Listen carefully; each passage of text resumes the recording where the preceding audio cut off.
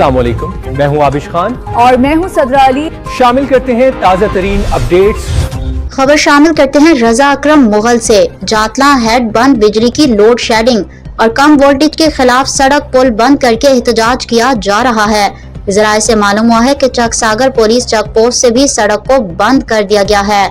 وزیر برقیات کا اپنا حلقہ کھڑی LA4 میں اکثر محکمہ برقیات کے خلاف عوام علاقہ احتجاج کر کے جاتلاں ہیڈ پل و سڑک کو بند کر دیا جاتا ہے، جس سے تتا پانی، کوٹلی اور 3 اضلاع کے عوام کو مشکلات کا سامنا کرنا پڑا ہے۔ یونیورسٹیز کی طالبہ اور طالبات کو شدید مشکلات کا سامنا کرنا پڑتا ہے۔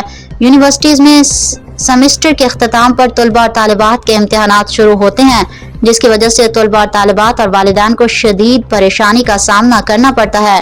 بعض اوقات ایمبولینسز بھی اس ہجوم میں پھنس جاتے ہیں اور کئی قیمتی جانیں ضائع ہونے کا خدشہ بھی ہے۔